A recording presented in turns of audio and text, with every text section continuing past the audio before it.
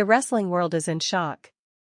Hulk Hogan's graveside has finally been revealed, and what fans discovered will leave you speechless. In this emotionally powerful exposé, we take you deep inside the story behind Hulk Hogan's farewell, the private moments shared at his graveside, and the WWE legends who paid tribute in silence. From behind-the-scenes footage to untold memories, this video honors the legacy of one of wrestling's most iconic figures.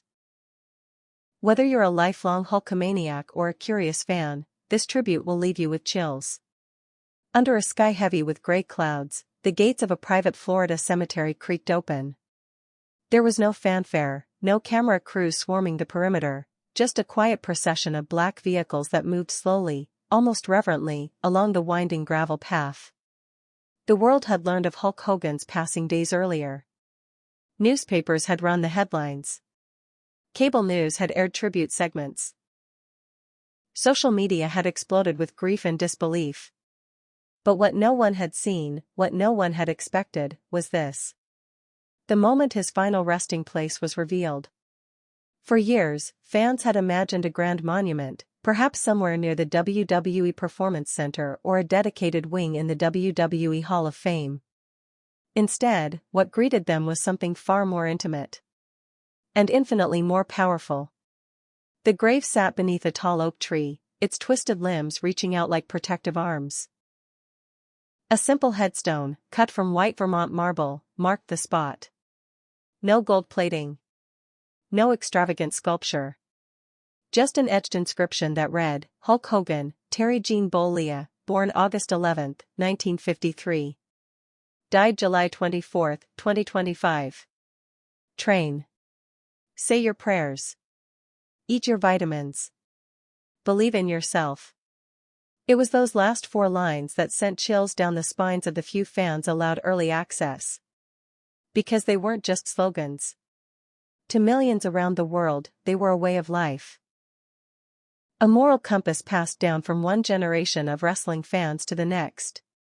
The cemetery staff, sworn to silence, had worked discreetly with Hogan's family and the WWE to ensure that the burial site remained protected from the public eye until now. But when the news broke, when the location was finally disclosed, fans flocked in droves. They came with headbands and t-shirts, action figures, and replica championship belts. Some wept quietly. Others stood in solemn silence, arms crossed across their chests, heads bowed. One little boy, no older than 7, stood at the edge of the grave with his father, whispering, "That's the man who made me love wrestling." Behind his oversized sunglasses, the boy's father wiped away a tear. But this was more than just a graveside reveal. It was a moment of collective mourning. The final chapter in a story that had defined the childhoods of millions. As the first rays of sunlight pierced through the clouds that morning, they lit up the golden letters on the headstone, casting a celestial glow over the words that had come to define an icon. The WWE Universe had long speculated about how the company would honor Hogan after his passing. There had been talk of a 10-bell salute, a tribute special on Raw, and even a possible statue unveiling. But what happened at the graveside was something far more powerful than any televised event. It was raw. Real. Unscripted. Just hours before the private reveal, a convoy of black SUVs arrived at the cemetery. Inside were the pillars of wrestling's past and present. Triple H, Shawn Michaels, John Cena, Roman Reigns. Even Stone Cold Steve Austin, who had not been seen in public since a recent health scare, emerged from the vehicle looking somber and subdued. None of them spoke as they approached the grave. They didn't need to.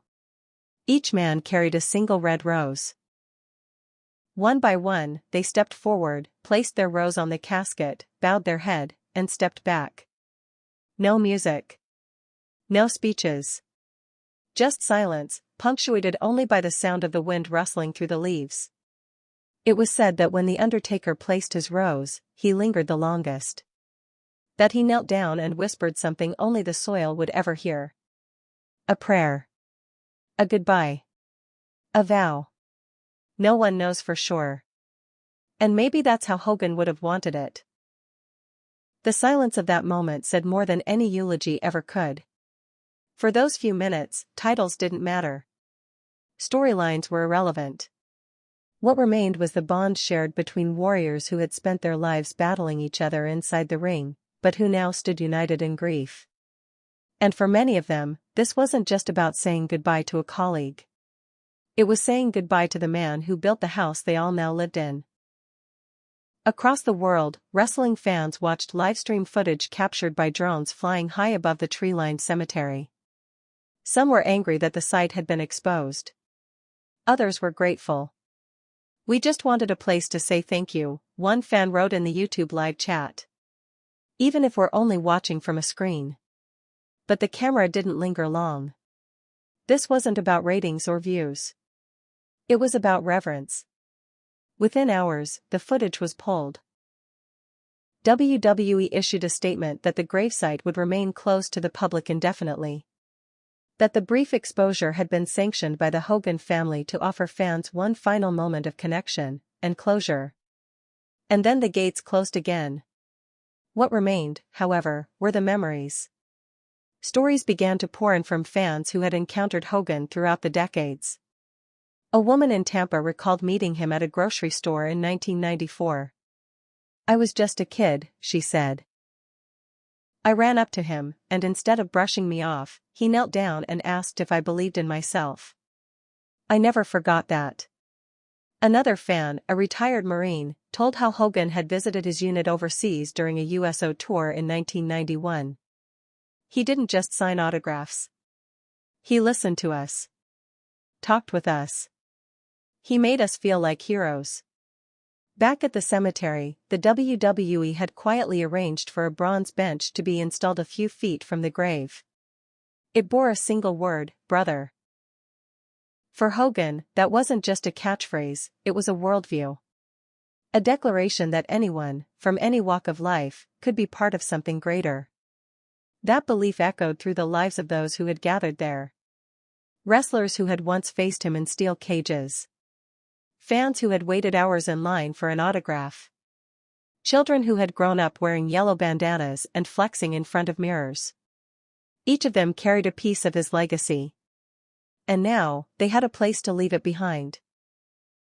The WWE production crew, usually busy choreographing pyrotechnics and camera angles, had been given a very different task that day. They were there to capture quiet. Stillness. Reflection. Footage was shot not for pay-per-view or Monday Night Raw, but for a documentary being assembled to chronicle Hogan's final chapter. The working title, Immortal.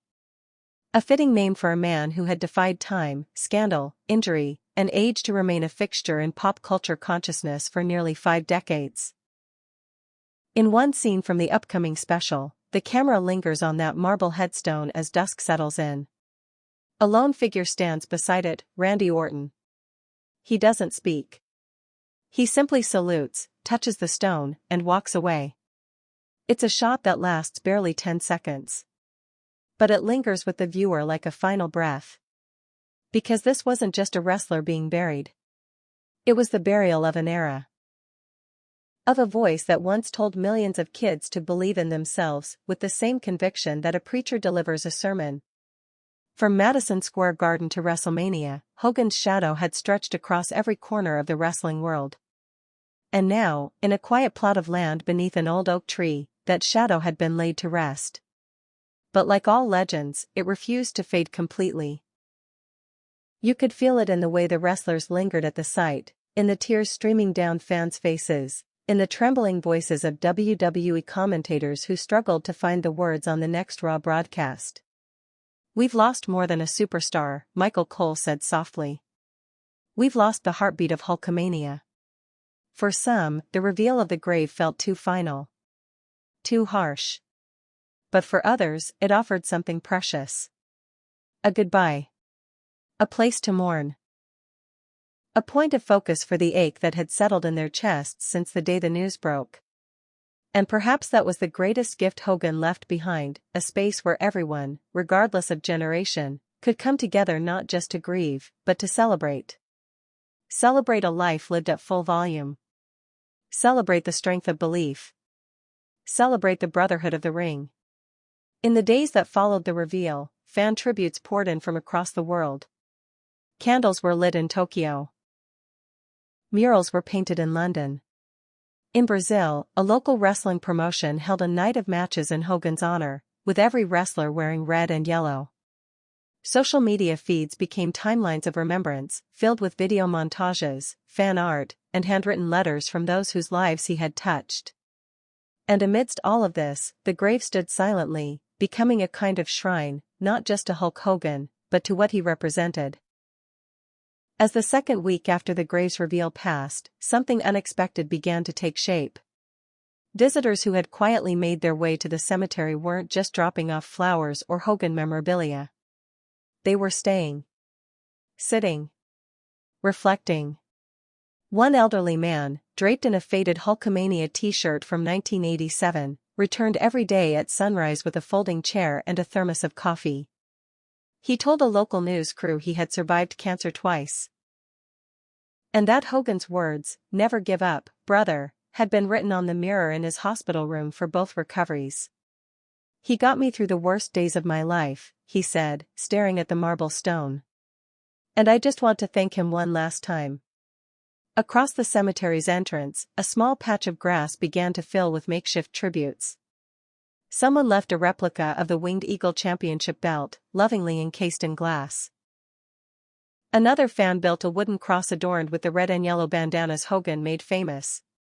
Children's crayon drawings fluttered in the breeze, taped to small wooden stakes. One showed Hulk Hogan lifting a giant over his head with the words, "I'm strong because of you." No signature. No date. Just raw, unfiltered love. WWE superstars began visiting in pairs and small groups. Sasha Banks arrived quietly one afternoon, dressed in black from head to toe, avoiding press and fanfare. She stayed for 20 minutes and left a single golden feather, an homage to Hogan's iconic boas. Later that week, Cody Rhodes visited under heavy guard. The cameras caught him bowing his head in front of the grave, his lips moving in silent prayer. He left behind a handwritten letter, which was never revealed to the public, but insiders claimed it detailed how Hogan inspired his journey in WWE, how his father, Dusty Rhodes, used to tell him that Hulk Hogan changed the business forever. The most unexpected visitor came just before midnight one evening, Vince McMahon. Cloaked in a dark overcoat, his steps slower than usual, Vince was accompanied by no one. No security detail. No press handler. Just the man who helped create Hulkamania and rode the wave all the way to the pinnacle of sports entertainment. According to the cemetery's groundskeeper, Vince stood at the headstone for nearly half an hour. No words were heard. No photographs were taken. But when he finally turned to leave, the staff noticed something tucked beneath a nearby stone, a framed photo of Vince and Hogan backstage at the very first WrestleMania. On the back, in bold black marker, were just 4 words, "We changed the world." And they did. Because for all the scandals and headlines, for all the highs and lows of Hulk Hogan's life, no one could deny the impact he left on wrestling, and on the people who loved it. He wasn't just a performer. He was a presence. The kind that wrapped around you like a childhood memory, impossible to forget even as you grew older. And now that presence had become something else. Something permanent. Something eternal. A grave under an oak tree. A bench with one word. A legacy written not in ink, but in hearts. The city of Clearwater, where Hogan had spent much of his life, began discussions for a public memorial just days after the grave's reveal. Ideas ranged from a commemorative statue on the beachfront promenade to renaming a section of the boardwalk Hulk Hogan Way. Fans rallied online, pushing for the city to honor the man who had given them so much. Meanwhile, WWE confirmed that its next Hall of Fame ceremony would be dedicated entirely to Hogan. Not a segment. Not a tribute video. The whole night. One of the most emotional moments came during Monday Night Raw, live from Tampa. Triple H stood in the center of the ring. No entrance music. No lights. Just a man, a mic, and a memory. He wasn't perfect, Triple H began. But he was real. He gave everything he had to this business, to these fans, to this company. He was the sun in our orbit. And now that he's gone, we all feel just a little colder. The crowd, packed with fans in red and yellow, chanted, "Thank you, Hogan," as Triple H stepped away, visibly emotional. As the days passed, Hogan's family remained largely silent. His children issued a short statement thanking fans for their support and asking for privacy. Sky Daly, Hogan's widow, was seen only once, leaving the cemetery at dusk with red eyes and a folded letter in her hand. Rumors swirled that the letter had been written by Hogan himself, addressed to his fans, and meant to be read only after his burial. If such a letter exists, the family has yet to release it. But perhaps they don't need to. Because in a way, Hogan's farewell had already been written. In decades of matches, in late-night promos that echoed through living rooms across the world, in that familiar rasp of a voice that told us we could be heroes, too. And now, with his gravesite revealed to the public, that voice had found its echo. In the stories shared, the tributes left behind, the silence that now surrounded his name. Some fans expressed anger that the WWE didn't announce the gravesite sooner. That it wasn't turned into a memorial immediately. But insiders revealed that it had been Hogan's wish for privacy. He wanted his burial to be simple. Quiet. Surrounded by those who knew the man, not just the legend. And that's what they gave him. But as the story leaked and the world reacted, the WWE recognized that this was no ordinary passing. This was history unfolding in real time. Now, fans have begun planning pilgrimages, not just to see a grave, but to pay homage to the man who once stood at the center of the wrestling universe. There's talk of installing a digital guest book where people from around the world can share their memories. WWE Shop has even released a limited edition tribute shirt, its proceeds reportedly going to children's charities Hogan supported during his life. At night, the cemetery lights up softly with flickering solar lanterns placed by fans. The oak tree above rustles as if whispering secrets only the wind remembers. Sometimes, the grave is empty. Other times, it's surrounded by dozens. But no matter the hour, the spirit of Hulkamania lingers. And maybe that's the point. Because graves are for endings. But legacies? Those live forever. As the weeks turned to months, Hogan's gravesite began to take on a life of its own. Not as a tourist attraction, but as a place of reverence. An unspoken sanctuary for those who had grown up shouting, "Whatcha gonna do, brother?" into their bedroom mirrors. For those who had battled childhood illness with Hogan's voice in their hearts. For those who had struggled with loneliness and self-doubt and found strength in a man who told them they could overcome anything. The grave didn't need banners or barricades. It had presence. Quiet, overwhelming presence. The security at the cemetery remained discreet but vigilant. They weren't there to stop fans from visiting. They were there to protect the sanctity of the space. WWE had arranged for a small team of stewards. Fans themselves, former production assistants, and off-duty staffers, who volunteered in shifts to keep the grounds clean and calm. They didn't wear uniforms. They didn't bark orders. They simply guided visitors to the grave, offered tissues when needed, and shared stories when asked. One steward recalled helping a woman in her 60s up from the bench. She had been crying silently for nearly an hour. When he asked if she was okay, she simply whispered, "He got me through my divorce." These moments, repeated countless times in countless ways, wove together a new kind of tribute. Not one broadcast on television or scripted for a documentary, but one etched in real, living memory. The kind of tribute that doesn't fade when the lights go down or the camera cuts away. It was there in every trembling hand that reached out to touch the cold marble. In every trembling voice that read aloud those 4 immortal lines, "Train. Say your prayers. Eat your vitamins. Believe in yourself." Meanwhile, WWE's documentary team continued to gather material. They had captured interviews with everyone from lifelong fans to fellow superstars, to the gravediggers who prepared the burial plot under cover of darkness. One of them, a man named Curtis, said he had never been a wrestling fan, until now. When I saw the way people reacted to his grave, he said, I went home and watched old footage. That guy, he made people feel strong. Made them feel seen. He paused, voice catching. We don't bury legends like that often. And I don't think we ever really bury them at all. The documentary crew was granted access to Hogan's final recorded interview, an audio message recorded just weeks before his passing. Though frail, his voice still carried that unmistakable timbre. If you're hearing this, brother, he said, it means I've finally stepped out of the ring for the last time. But don't you dare think I'm gone. I'm just backstage now. Watching. Cheering you on. Because you've got what it takes. You always did. That clip alone, insiders say, will form the emotional center of Immortal, the upcoming feature. And when it plays, paired with footage of Hogan slamming Andre the Giant, standing tall at WrestleMania, or hugging young fans backstage, it won't just be a goodbye. It'll be a resurrection. A reminder that legends never truly leave us. They just pass the torch. Fans from around the world began organizing vigils.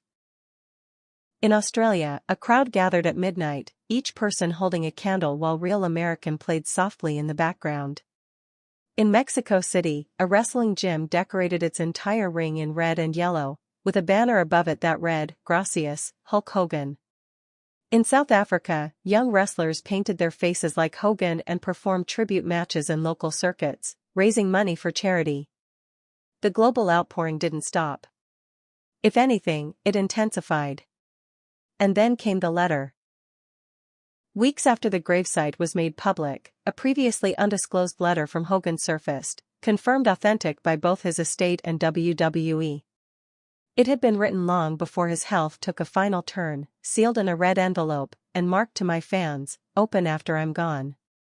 The letter, now displayed digitally on WWE's website and read aloud during a SmackDown broadcast by none other than John Cena, brought millions to tears. In it, Hogan wrote, You gave me more than I ever gave you. You gave me a reason to fight, to smile, to believe in the impossible. Every cheer, every chant, every little Hulkster I high-fived in the crowd, that's what kept me going. That's what made it all worth it. If there's one thing I want you to remember, it's this, Hulkamania wasn't about me. It was about you. It was always about you. Because Hulk Hogan didn't just leave behind a headstone. He left behind a movement. As summer gave way to autumn, and the winds over Clearwater grew gentler, the soil surrounding Hulk Hogan's grave became worn with the footprints of thousands. No two visitors were the same, children barely old enough to understand who he was, veterans who saw him as a symbol of perseverance, men in their 60s still wearing old Hulkamania tank tops that had survived decades of wear. Some came with flowers, others came with stories, and a few came just to cry. But they all left something behind, a piece of themselves. And in return, they took something with them, the spirit of Hulk Hogan. WWE made the decision to release never-before-seen footage from Hogan's final months. It wasn't staged. There was no production crew. Just handheld camera clips and cell phone videos taken by his inner circle. One video showed Hogan sitting on a patio chair, watching the sunset over the Florida coast, his bandana slightly askew, his voice raspy but firm. You know, he said, people always ask me if I'm afraid. But I'm not. Because I know what I've given. And I know what I've got waiting for me on the other side. He paused. Smiled. Probably a ring with no ropes. Just clouds. And a whole lot of warriors. That clip aired during a surprise segment on Raw, introduced by Roman Reigns. He stood in the ring, microphone in hand, head bowed. The crowd, packed into the arena with thousands more watching from home, fell into stunned silence. This isn't a storyline, Reigns said. This is real life. We lost the heartbeat. But we still hear the echo. Every single time we walk down that ramp, we carry his spirit with us. His voice cracked. Every single time we put on our boots, we remember who laced us up before us. The broadcast then cut to the clip of Hogan under the sunset. No flashy graphics. No voiceover. Just raw, unedited memory. And when it ended, the crowd erupted. Not in cheers, but in applause. A standing ovation. The kind reserved only for legends. Back at the cemetery, a quiet phenomenon began to occur. Visitors started whispering messages to the headstone. Some prayed. Some confessed. Others just talked, as if expecting him to respond. One WWE staffer assigned to document visitor behavior noticed something unusual. People don't just stand at his grave. They engage with it, she said. They speak like he's listening. And maybe he is. Psychologists began to weigh in on the phenomenon. They described it as grief embodiment, a way for people to deal with loss by maintaining a relationship with the deceased. But for Hogan's fans, it wasn't about psychology. It was about loyalty. He had never abandoned them, even when the spotlight dimmed. And now, in their time of mourning, they would not abandon him. The grave itself began to evolve. WWE, in coordination with the Hogan family, approved a subtle enhancement. A circular stone path was laid around the grave, etched with quotes from Hogan's most famous promos. One simply read, "To all my little Hulksters, keep dreaming big." Another, "Let me tell you something, brother." Each step along the path became a moment of reflection. And at the very center, beside the bench that read "Brother," a new inscription was added at the foot of the grave, "Forever immortal." The phrase echoed across every WWE platform. Social media banners were changed. WrestleMania 41's opening promo used it as its tagline. And when the WrestleMania weekend arrived, it opened not with pyro, but with a slow fade-in video of Hogan, shirtless, smiling, cupping his ear to an imaginary crowd. The stadium stood still. Over 90,000 people. Not a single chant. Just reverence. The camera panned over the audience. Grown men crying. Children holding up tribute signs. Celebrities wiping tears from their eyes. A pre-recorded voice of Hogan, taken from an old interview, played over the stadium. "All I ever wanted was to be someone you believed in. And I hope I gave you that." Then the lights came up. Fireworks exploded. And WrestleMania began, with Hogan's legacy riding shotgun beside every match, every promo, every moment of triumph and pain. But it wasn't just in arenas that his presence was felt. At the WWE Performance Center in Orlando, a new training program was quietly launched, the Hogan Initiative. Its goal? To mentor young wrestlers not just in technique, but in character, honor, resilience. A life-sized mural of Hogan now greets every new recruit. Painted in powerful brushstrokes, it shows him flexing, not in the ring, but beside a child in a hospital bed, his hand resting gently on the boy's shoulder. Beside the mural is a quote, "Strength isn't how hard you hit. It's how much you lift others up." This was the Hogan the world remembered. Not just the performer, but the man. The one who visited children's hospitals without press coverage. Who sat with wounded veterans long after the cameras were off. Who showed up at fundraisers, church events, and small-town promotions simply because someone asked. He gave of himself endlessly. And now, the world gave back. When WWE's tribute documentary Immortal finally aired, it broke streaming records. Critics called it one of the most powerful documentaries in sports history. But it wasn't the production value that moved people. It was the humanity. Real footage. Real tears. Real impact. The final scene showed Hogan's grave at dusk. A slow zoom in. No narration.